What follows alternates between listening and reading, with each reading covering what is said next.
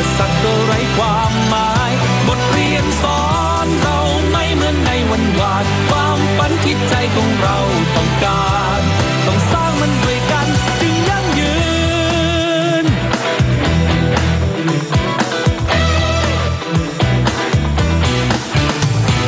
ฟ้ากำลัง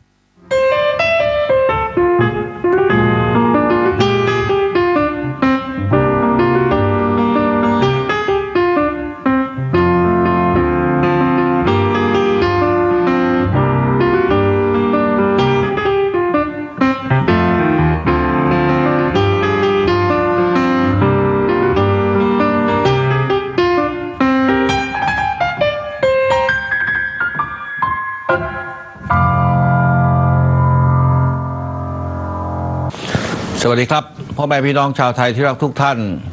ในยามที่บ้านเมืองของเราสงบเรียบร้อยความเป็นปึกแผ่นของคนในชาติที่แสดงออกมานั้นก็จะท้อนออกมา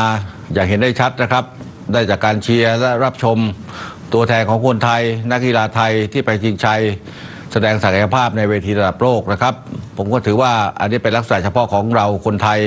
ที่เรียกว่าไทยนิยมที่มีเลือดรักชาติและมีความสามัคคีกันโดยสำนึกนะครับล่าสุดผมขอเป็นตัวแทนพี่น้องประชาชนอีกครั้งในการแสดงความชื่นชมยินดีกับนักกีฬาไทยที่สร้างผลงานและสร้างชื่อเสียงให้กับประเทศชาติหลายรายด้วยกันนะครับลำดับแรกเจ้าแหลมศรีสะเกษนครหลวงโปรโมชั่นนะครับที่สามารถชกเอาชนะผู้ท้าชิงฮวนฟรานซิสโกเอสตราดานะครับจากประเทศเม็กซิโกทำให้รักษาเข็มขัดแชมป์โลกรุ่นซูเปอร์ไฟเวทของสภามวยโลก WBC เป็นหนที่2ได้สำเร็จนะครับในสังเวียนที่จัดขึ้นในต่างแดนก็คงไม่ง่ายนักด้วยบรรยากาศกองเชียร์และการที่ต้องปรับตัวเข้ากับสภาพอากาศสภาพแวดล้อมอื่นๆนะครับเพราะไม่ใช่ในประเทศของเราเองเราควรจะยกย่องหัวใจนักสู้ที่แข็งแกร่งนะครับของเขาในเรื่องของการมีความมุ่งมั่นมีไหวพริบในขณะแข่งขันย้อนไปถึงความทรหดอดทนตั้งแต่การซักซ้อมการเตรียมตัวก็มีบุคคลอีกหลายฝ่ายนะครับที่อยู่เบื้องหลังชัยชนะครั้งนี้เพราะผู้ท้าชิงรายนี้ก็ได้ชื่อว่าเป็นนักมวยฝีมือดีเช่นกันสิ่งสำคัญที่ผมอยากจะกล่าวถึงก็คือความสุขของคนไทยทั้งประเทศจากความสำเร็จของเขาในครั้งนี้นะครับซึ่งหนทางสู่ความสำเร็จของเจ้าแหลมในวันนี้หากใครติดตามประวัติส่วนตัวก็รู้ว่าต้องฝ่าฟันอุปสรรคมามากมายหลายอย่างในชีวิตและผ่านความยากจนมายาวนานนะครับกว่าจะได้รับโอกาสด้วยความมุ่งมั่นและไม่ยอมแพ้จึงได้พบกับคำว่าชนะในวันนี้ก็อยากยกให้เป็นบุคคลตัวอย่างนะครับด้วยเหตุและผลที่กล่าวมาอยากให้ทุกคนโดยเฉพาะเด็กและเยาวชนได้เรียนรู้จากประสบการณ์ของเจ้าแหลมนะครับหรือผู้ที่ประสบความสำเร็จในชีวิตอื่นๆอีกด้วยเพื่อจะเป็นแรงบันดาลใจให้กับทุกคนได้พบกับความสำเร็จเช่นกันไม่มีความสำเร็จใดที่ได้มาโดยง่ายนะครับเราต้องฝึกฝนต้องพัฒนาตนเองอดทนเลือกทำในสิ่งที่รักที่ถนัดแล้วก็ทำทุกอย่างให้ดีที่สุดนะครับลำดับต่อมาผมขอแสดงความยินดีกับน้องจีนอัธยาทิติกุลสาวน้อยมหัศจรรย์วัย15 ปีจากจังหวัดราชบุรีที่ทำสำเร็จด้วยการเอาชนะเพลย์ออฟคว้าแชมป์กอล์ฟสมัครเล่นหญิงชิงแชมป์เอเชียแปซิฟิก 2018 ที่ประเทศสิงคโปร์ในวันเสาร์ที่ 24 กุมภาพันธ์ที่ผ่านมาทั้งนี้ก็เป็นการแข่งขันกอล์ฟสมัครเล่นหญิงที่มีนักกอล์ฟเข้าร่วมการแข่งขันทั้งสิ้น 83 รายจาก 17 ชาติสมาชิกผมขอชื่นชมและเป็นกำลังใจให้กับน้องจีนได้มุ่งมั่นตั้งใจและประสบความสำเร็จยิ่งขึ้นไปในอนาคตนะครับอายุยังน้อยอยู่นอกจากนี้ก็จะมีการแข่งขันกีฬาระดับโลกณประเทศไทยเช่นกันก็คือการแข่งขันกอล์ฟ Honda LPGA Thailand 2018 แม้ว่านักกีฬาสาวไทยจะไม่ได้แชมป์ในรายการนี้แต่ก็ถือว่าทำผลงานได้ดีนะครับโดยติดท็อป 10 ถึง 3 คนได้แก่โปรโมโมริยาจุธานุการอันดับ 2โปรเมเอริยาจุธานุการอันดับ 5 ร่วมและโปรแหวนพรนงเพชรล้ำอันดับ 7 นะครับทั้งนี้จะเห็นได้ว่ายังมีนักกีฬากอล์ฟอาชีพสาวไทยอีกหลายท่านที่มีผลงานที่โดดเด่นและมีการพัฒนาการที่ดีในการแข่งขันรายการนี้ผมก็ขอเป็นกำลังใจให้กับทุกคนในมุ่งมั่นฝึกซ้อมและประสบความสำเร็จต่อไปนะครับรวมทั้งนักกีฬาหรือผู้แทนประเทศท่านอื่นด้วยพี่น้องชนที่เคารพทุกท่านครับสำหรับแนวทางในการขับเคลื่อนการพัฒนาประเทศตามโครงการไทยนิยมยั่งยืนนั้นซึ่งจะทำในพื้นที่ทุกระดับตั้งแต่จังหวัดอำเภอตำบลและหมู่บ้านจะประกอบไปด้วยหลักการ9ประการดังนี้ 1. คนไทยรักกันด้วยการสร้างความสามัคคีปรองดองให้เกิดขึ้นให้ได้ 2. คนไทยไม่ทิ้งกันด้วยการดูแลผู้มีรายได้น้อย 3. ชุมชนอยู่ดีมีสุข พัฒนาความเป็นอยู่อาชีพและรายได้ 4. วิถีไทยวิถีพอเพียงโดยการน้อมนำปรัชญาเศรษฐกิจพอเพียงมาใช้ในการดำเนินชีวิต 5. รู้สิทธิรู้หน้าที่ของการเป็นพลเมืองที่ดีนะครับ 6. รู้กลไกการบริหารราชการในแต่ละระดับ 7. รู้รักประชาธิปไตยโดยเฉพาะเกี่ยวกับหลักธรรมาภิบาล 8. รู้เท่าทันเทคโนโลยีและ 9. บูรณาการการทำงานของทุกภาคส่วนในการป้องกันแก้ไขปัญหายาเสพติดนอกจากนี้ผมก็ได้สั่งการให้เพิ่มเรื่องการขับเคลื่อนงานตามภารกิจของทุกหน่วยงานนะครับให้ประสานสอดคล้องกับโครงการไทยนิยมดังกล่าวข้างต้นด้วยทั้งนี้จะมีคณะกรรมการในระดับต่างๆแบ่งออกเป็น4ระดับกับ1พื้นที่นะครับ1ก็คือคณะกรรมการหน่วยการขับเคลื่อนระดับประเทศมีนายกรัฐมนตรีเป็นประธาน2คณะกรรมการขับเคลื่อนระดับจังหวัดมีผู้ว่าราชการจังหวัดเป็นประธาน3คณะกรรมการขับเคลื่อนระดับอำเภอมีนายอำเภอเป็นประธาน4ทีมขับเคลื่อนระดับตำบลให้นายอำเภอแต่งตั้งทีมประกอบไปด้วยข้าราชการในพื้นที่ปราชญ์ชาวบ้านจิตอาสาอื่นเป็นต้นนะครับสำหรับในพื้นที่กรุงเทพมหานครนะครับให้ปลัดกรุงเทพมหานครหรือผู้อำนวยการเขตเป็นผู้แต่งตั้งคณะกรรมการขับเคลื่อนโครงการสำหรับกิจกรรมและผลการดำเนินโครงการก็ขอให้พี่น้องประชาชนติดตามข่าวสารจากหน่วยงานราชการต่างๆภาครัฐที่ผมจะได้นำมาเล่าให้ฟังเป็นระยะๆนะครับช่วงนี้เป็นช่วงที่1นะครับซึ่งคณะกรรมการขับเคลื่อนจะลงพื้นที่ทั้งหมดพื้นที่ประมาณ4ครั้งนะครับแล้วก็จะสรุปความต้องการปัญหาอุปสรรคอะไรต่างๆมาเพื่อจะนำไปสู่การจัดทำโครงการนะครับในระดับพื้นที่ทางนี้เพื่อให้มีการใช้จ่ายของมันที่ได้จัดสรรเพิ่มเติมลงไปนั้นอย่างมีประสิทธิภาพนะครับแล้วก็เกิดความเข้มแข็งเชื่อมโยงกับงานฟังก์ชันตลอดเวลาที่เราผ่านมาแล้วนั้นด้วยนะครับในสัปดาห์ที่ผ่านมานั้นผมก็ได้เข้าร่วมการประชุมร่วมคณะกรรมการบูรณาการนโยบายพัฒนาภาคที่เรียกว่ากบพ.นะครับและคณะกรรมการนโยบายบริหารงานจังหวัดและกลุ่มจังหวัดแบบบูรณาการกนจ.นะครับเพื่อหารือเกี่ยวกับแผนพัฒนาจังหวัดและแผนพัฒนาภาคสำหรับในการจัดสรรงบประมาณลงพื้นที่ให้ตรงกับความต้องการของชุมชนผมก็ถือว่าสิ่งที่ทำวันนี้เป็นการเปลี่ยนแปลงแนวทางในการจัดทำงบประมาณของประเทศที่สำคัญนะครับที่จะต้องประกอบไปด้วยการจัดทำงบประมาณจากส่วนกลางเพื่อกระจายลงไปในพื้นที่ต่างๆทั่วประเทศนะครับแล้วก็งบประมาณที่จังหวัดภาคจัดทำโครงการขึ้นคือข้างล่างขึ้นมานะครับที่เราบอททอมอัพขึ้นมานะครับเพื่อจะขอดำเนินการในสิ่งที่เหมาะสมจำเป็นนะครับคือเราต้องบริหาร2ทางในการใช้จ่ายงบประมาณนะครับท็อปดาวแล้วก็บอททอมอัพขึ้นมานะครับเพื่อจะตอบโจทย์คนในพื้นที่โดยตรงแล้วผมก็เชื่อว่าจะช่วยให้การจัดสรรงบประมาณของประเทศมีประสิทธิภาพและมีธรรมาภิบาลให้เป็นการใช้งบประมาณที่คุ้มค่านะครับให้ตรงความต้องการของพี่น้องประชาชนอย่างแท้จริง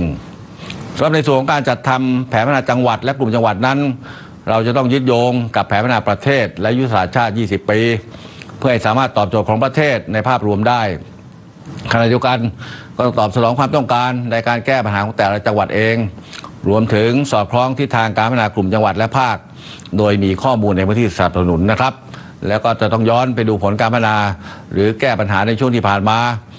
ในการจัดทำแผนด้วยนะครับซึ่งที่ประชุมก็ได้เห็นชอบแผนพัฒนาจังหวัด76จังหวัดและแผนพัฒนากลุ่มจังหวัด18กลุ่มจังหวัดพศ2561ถึง2564รวมทั้งแผนปฏิบัติราชการและคำของงบประมาณประจำปีงบประมาณ2562ของจังหวัด76จังหวัดและของกลุ่มจังหวัด18กลุ่มจังหวัดจำนวนทั้งสิ้น 2,399 โครงการวงเงินรวมกว่า 57,000 ล้านบาทไปแล้วนะครับสำหรับแผนพัฒนาภาคจะต้องกำหนดให้มีทิศทางที่สอดคล้องเชื่อมโยงกับแผนระดับชาติต้องมีการบริการของส่วนราชการเพื่อขับเคลื่อนยุทธศาสตร์ลงไปยังพื้นที่ต่างๆด้วยโดยจะต้องช่วยตอบโจทย์ปัญหาขจัดอุปสรรคต่างๆแล้วก็รับมือกับความท้าทายของภาคได้โดยแต่ละภาคควรมีโครงการสำคัญที่จะขับเคลื่อนเพื่อได้ประโยชน์คู่ขนานเติมเต็มกันไปด้วยที่ประชุมได้เห็นชอบแผนการพัฒนาภาคและกรอบแผนงานโครงการสำคัญที่สอดคล้องกับแผนพัฒนาภาคปี2560ถึง2564จำนวนเกือบ 1,200 โครงการวงเงินรวมกว่า 1.4 ล้านบาทนะครับซึ่งผมก็อยากจะถือโอกาสในวันนี้ได้เล่าให้พี่น้องประชาชนได้รับฟังถึงแผนพัฒนาแต่ละภาคเพื่อให้ทุกท่านได้รับทราบถึงความตั้งใจจริงของรัฐบาลในการจะปรับแนวทางการบริหารการแผ่นดินเพื่อจะแก้ไขปัญหาอย่างจริงจังและครอบคลุมทุกพื้นที่ที่สำคัญให้เกิดความต่อเนื่องนะครับแล้วก็เดินหน้าไปตามยุทธศาสตร์ชาติซึ่งมันมีความแตกต่างระดับพื้นที่ด้วยนะครับสำหรับในภาคกลางจะมีการพัฒนากรุงเทพไปสู่มหานครทันสมัยซึ่งเราคงต้องมีการแก้ปัญหาเรื่องสิ่งแวดล้อมของเมืองและมีการพัฒนาคุณภาพชีวิตนะครับมีการป้องกันแก้ไขปัญหาน้ำท่วมอย่างจริงจัง นอกจากนี้ภาคกลางจะเป็นฐานการผลิตสินค้าและบริการที่มีมูลค่าสูงโดยผ่านการยกระดับการผลิตสินค้าเกษตรและอุตสาหกรรมโดยใช้นวัตกรรมเทคโนโลยีและความคิดสร้างสรรค์ทั้งนี้ก็เพื่อให้สามารถแข่งขันกับประเทศอื่นๆได้อย่างยั่งยืนนะครับมีการจัดการน้ำแบบบูรณาการเพื่อจะแก้ปัญหาน้ำท่วมน้ำแล้งคงความสมดุลของระบบนิเวศได้ยกระดับคุณภาพแหล่งท่องเที่ยวรวมถึงการสร้างความเชื่อมโยงให้กระจายทั่วทั้งภาคมากขึ้นอีกทั้งเราก็ยังเน้นการเปิดประตูการค้าการลงทุนและการท่องเที่ยวเพื่อเชื่อมโยงเขตเศรษฐกิจพิเศษในภาคกลางและ EEC อีกด้วยในกรณีผังเมืองนะครับอันนี้เป็นปัญหามากนะหลายท่านอาจจะไม่เข้าใจหรือมีความเข้าใจที่ไม่เป็นไปในทางเดียวกันนะครับการจัดทำผังเมืองนั้นเราได้มีการทำมาอย่างต่อเนื่องตลอดเวลาที่ผ่านมาทุกรัฐบาลนะครับตามกฎหมายแล้วจะต้องมีการปรับจัดทำแผนทุก5 ปีนะครับแล้วก็ประชาชนนั้นจะมีส่วนร่วมในการจัดทำนะครับปัญหาไม่ได้ว่าเราไม่มีผังเมืองนะครับเรามีนะครับแล้วก็ปรับเปลี่ยนมาทุก5 ปีอย่างที่ว่าแต่ปัญหาก็คือการใช้ผังเมืองนั้น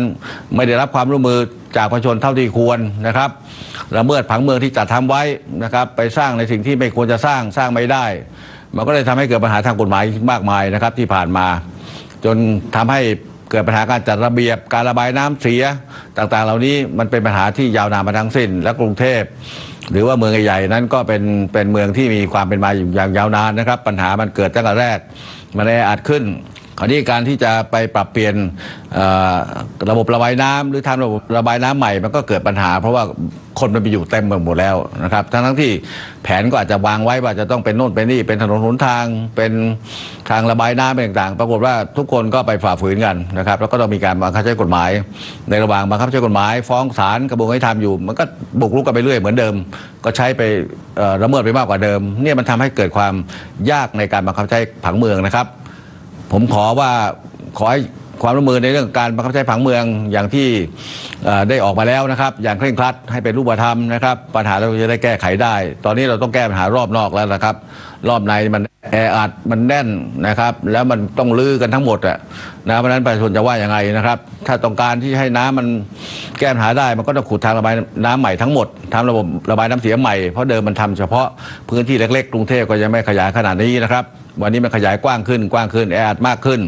ถนนทางก็แน่นขนาดไปนะการจราจรมีปัญหาทั้งหมดเลยเนี่ยมันคือปัญหาว่าเราจะต้องร่วมมือกันในการปฏิบัติตามผังเมืองที่ได้ออกมาแล้วนะครับโดยความเห็นชอบของทุกภาคส่วนสำหรับในภาคตะวันออกเฉียงเหนือมีเป้าหมายให้พื้นที่กลายเป็นศูนย์กลางเศรษฐกิจของอนุภูมิภาคลุ่มน้ำโขงโดยจะมีการบริหารจัดการน้ำให้เพียงพอต่อเศรษฐกิจและคุณภาพชีวิตโดยการบูรณาการการดูแลน้ำในพื้นที่การแก้ปัญหาความเหลื่อมล้ำและการพัฒนาคุณภาพชีวิตพร้อมไปกับการจัดสรรที่ดินทำกินให้ชุมชนเพื่อจะเร่งสร้างความเข้มแข็งของเศรษฐกิจภายในอีกทั้งยังในการแก้ปัญหาทรัพยากรธรรมชาติและสิ่งแวดล้อมและการใช้โอกาสจากโครงข่ายคมนาคมขนส่งที่เชื่อมโยงมาจาก EEC เช่นถนนรถไฟทางคู่เพื่อจะพัฒนาเมืองและเกิดพื้นที่เศรษฐกิจใหม่ๆในภาคนะครับรวมถึงขยายผลออกไปทั้งนี้เพื่อจะสร้างความเข้มแข็งทางเศรษฐกิจตามแนวชายแดนและเขตเศรษฐกิจพิเศษอีกด้วยในส่วนของภาคตะวันออกเป้าหมายก็ได้แก่การเป็นฐานเศรษฐกิจชั้นนำของอาเซียนทั้งการรักษาฐานเศรษฐกิจเดิมให้เติบโตอย่างยั่งยืนและสร้างฐานเศรษฐกิจใหม่เพื่อจะเพิ่มขีดความสามารถในการแข่งขันของประเทศโดยเน้นการพัฒนาพื้นที่ EEC ให้เป็นเขตเศรษฐกิจพิเศษที่ทันสมัยที่สุดในอาเซียนและพัฒนาให้ภาคตะวันออกเป็นแหล่งผลิตอาหารโดยเฉพาะ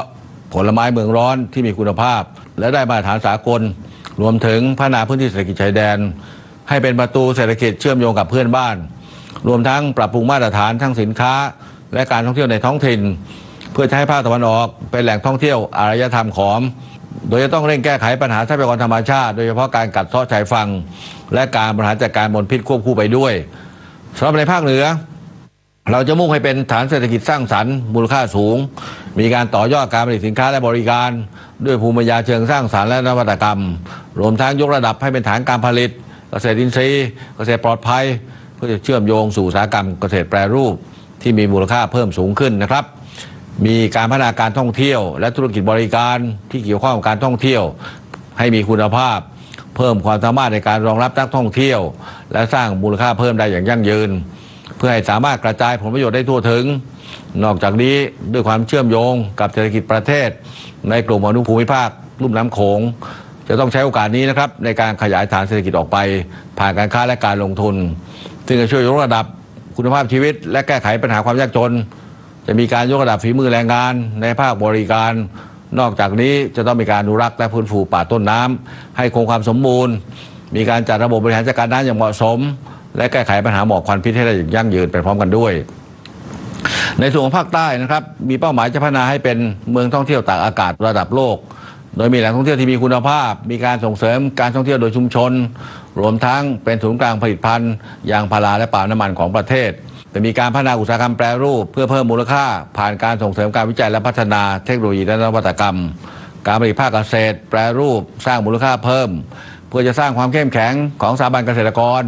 รวมทั้งเป็นเมืองเศรษฐกิจนะครับที่จะเชื่อมโยงการค้าการลงทุนกับภูมิภาคอื่นของโลกด้วยโดยเราจะต้องพัฒนาโครงสร้างพื้นฐานให้สามารถสนับสนุนภาคเกษตรและอุตสาหกรรมได้มากขึ้น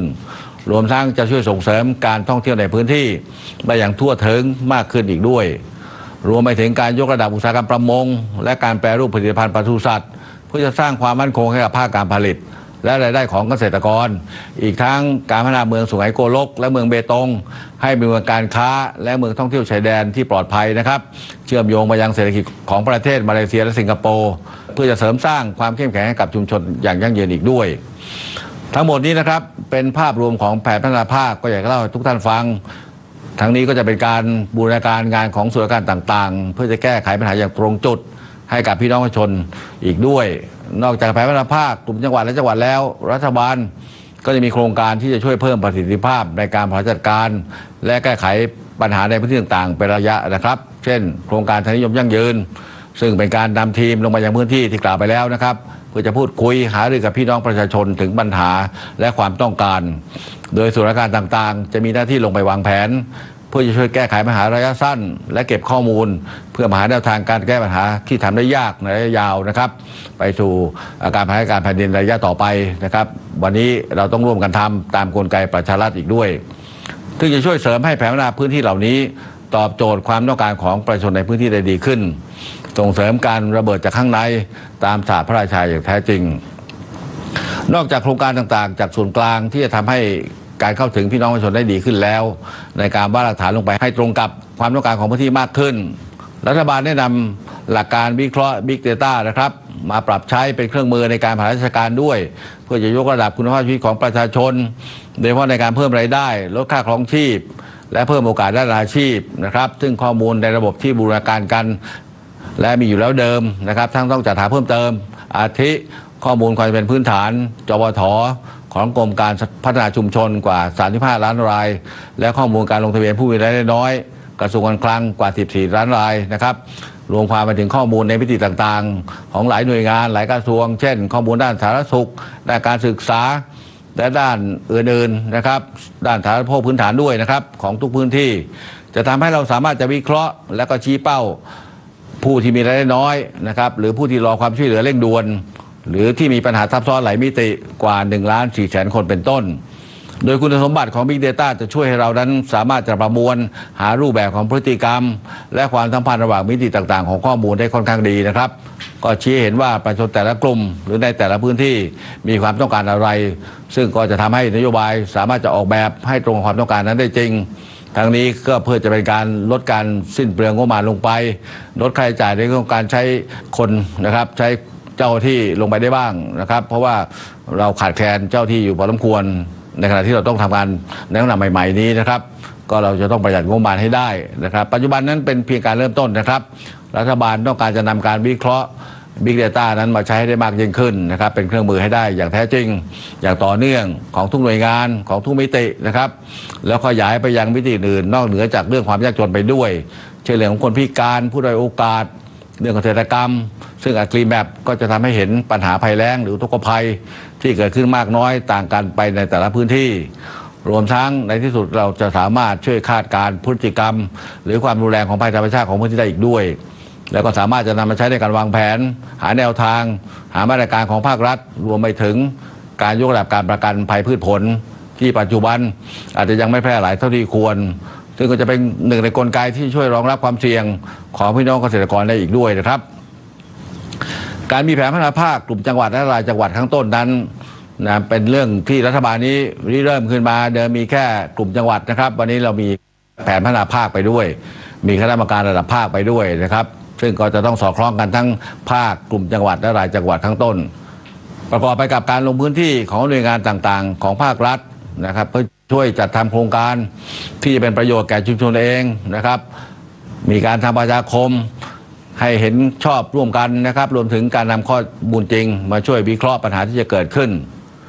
องค์ประกอบทั้งหมดนี้เป็นสิ่งที่ผมพยายามจะนำมาใช้ในการบริการร่วมกันให้เกิดขึ้นอย่างแท้จริง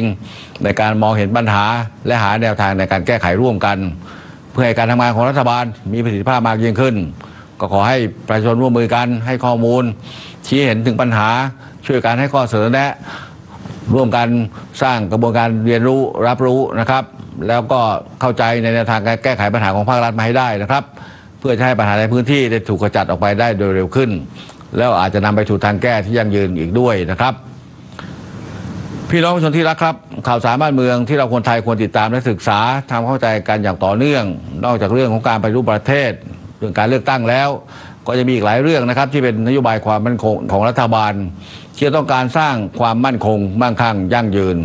เพียงแต่ขอให้ตรวจสอบความถูกต้องความเชื่อถือได้นะครับของแหล่งข่าวด้วยผู้สื่อข่าวผู้ประกาศนักจัดรายการวิทยุสื่อมวลชนทุกแขนงนะครับท่านมีส่วนสำคัญอย่างมากนะครับในการสร้างความเข้าใจและสร้างความร่วมมือจากทุกภาคส่วนนะครับผมก็อยากจะขอร้องให้ช่วยกันช่วยภาครัฐบ้างช่วยให้พี่น้องประชาชนของเรานั้นตกข่าวนะครับข่าวที่ดีๆแล้วก็ปล่อยให้ข่าวสารที่เป็นสาธารณประโยชน์นั้นถูกกลบไปด้วยข่าวสารที่ไม่ค่อยสร้างสรรค์สังคมไม่ค่อยเพิ่มกระบวนการเรียนรู้นะครับอันนี้ก็ขอให้ช่วยกันนะครับผมไม่ได้ตำหนิใครทั้งสิ้นนะเพียงแต่ท่านต้องทบทวนแล้วว่าการเสนอข่าวอย่างมีจรรยาบรรณนั้นคืออะไรนะครับวันนี้ผมมีเรื่องของความคืบหน้าการทำงานตามนโยบายรัฐบาลที่จะช่วยแก้ปัญหาได้ดีได้อย่างยั่งยืนมาเล่าให้ฟังอีก2เรื่องนะครับ1คือเรื่องบัตรสวัสดิการแห่งรัฐเพื่อจะพัฒนาคุณภาพชีวิตและความเป็นอยู่ของพี่น้องประชาชนปัจจุบันแล้วเข้าสู่ระยะที่2เฟส2นะครับคือการพัฒนาฝีมือแรงงานการฝึกอาชีพผมได้รับรายงานนะครับว่ามีผู้ถือบัตรสวัสดิการแห่งรัฐที่แสดงความประสงค์จะเข้าร่วมโครงการพัฒนาคุณภาพชีวิตนี้มากกว่า5ล้านคนหรือเกือบจะครึ่งหนึ่งของผู้มีบัตรทั้งหมดทั่วประเทศ 11.4 ล้านคนนะครับโดยจังหวัดที่มีประชาชนเข้าร่วมโครงการมากที่สุดเมื่อเทียบกับจำนวนผู้มีบัตรสวัสดิการก็คือกาฬสินธุ์ศรีสะเกษเลย101นครพนมตามลำดับนะครับทั้งนี้ผู้เข้าร่วมโครงการจะได้รับเงินในบัตรสวัสดิการเพิ่มขึ้นอีกเดือนละ100 ถึง 200 บาทภายในเดือนมีนาคมนี้แล้วก็จะได้รับโอกาสในการมีงานทำมีความรู้และทักษะอาชีพสามารถเข้าถึงแหล่งเงินทุนในระบบและสิ่งจำเป็นพื้นฐานในการดำรงชีวิตนะครับภายในเดือนเมษายนเป็นต้นไปก็ขอให้พี่น้องประชาชนเชื่อมั่นว่ารัฐบาลนี้มีความจริงใจที่จะช่วยเหลือผู้มีรายได้น้อยและยกระดับเศรษฐกิจในระดับพื้นที่นะครับควบคู่ไปกับการพัฒนาเศรษฐกิจอุตสาหกรรมการค้าการลงทุนที่มีแนวโน้มดีขึ้นเราก็จะไม่ยอมให้เป็นการตำน้ำพริกละลายแม่น้ำนะครับอย่างที่บางคนพยายามจะชักใบให้เรือเสียอยู่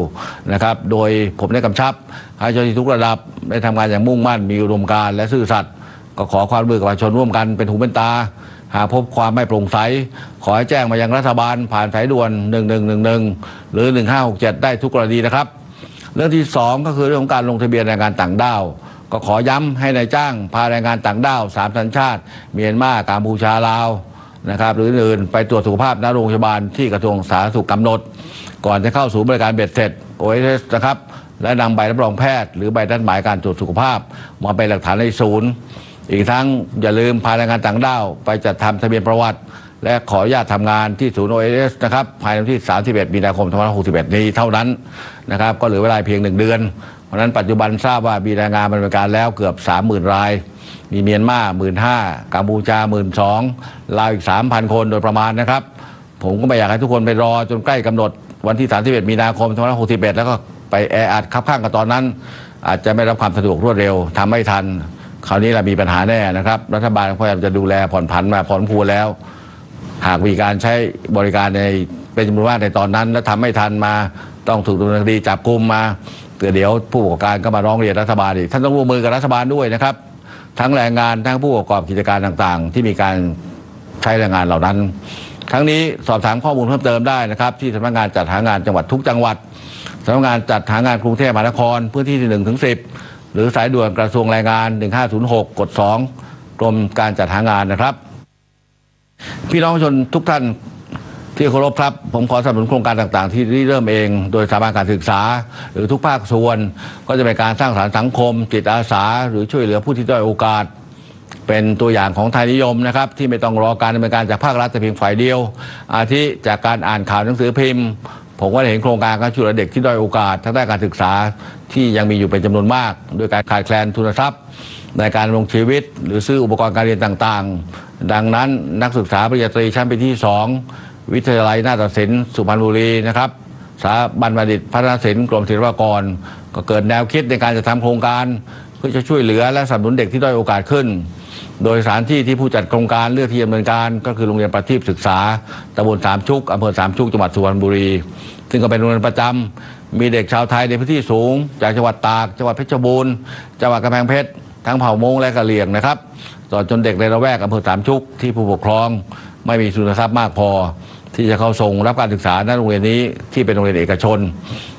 แต่ไม่ต้องเสียค่าใช้จ่ายทางการศึกษาทั้งนี้ความมุ่งหวังของโครงการ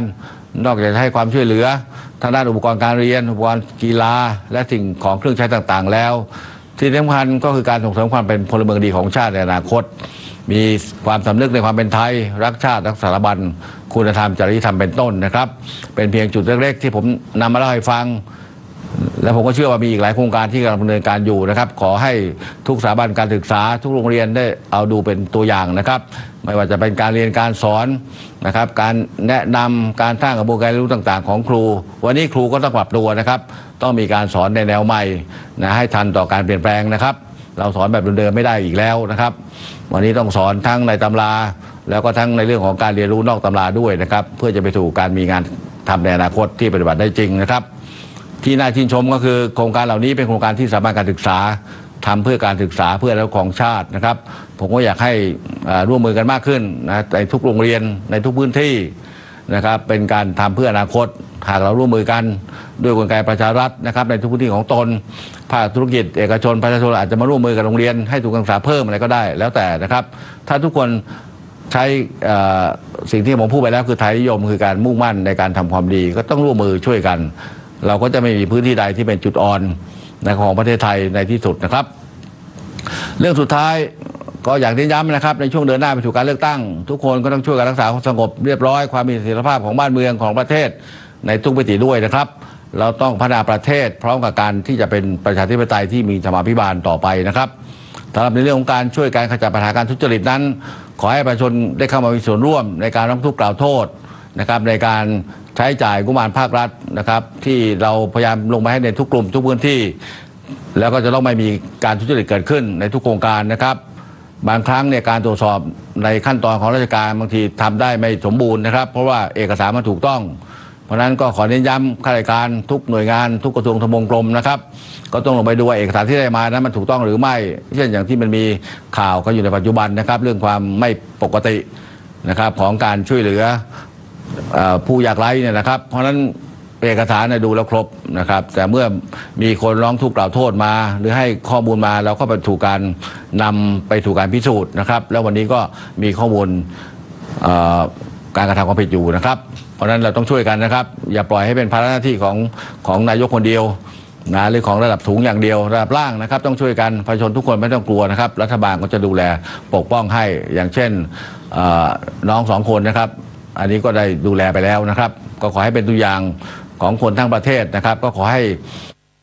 ช่วยรัฐบาลในการทำหน้าที่ในการขจัดความไม่สุจริตนะครับให้ได้โดยเร็วในวิธีการที่ถูกต้องในขั้นตอนที่ถูกต้องนะครับโดยเรียนรู้ในเรื่องของกฎหมายและทุกคนต้องเรียนรู้ในสิทธิของแต่ละคนนะครับตัวเองมีสิทธิอะไรอย่างไรอย่าให้ใครเข้ามาใช้สิทธิของเราไปเพื่อเกิดประโยชน์ในทางไม่ถูกต้องนะครับขอขอบคุณนะครับขอให้ทุกคนทุกครอบครัวมีความสุขสวัสดีครับ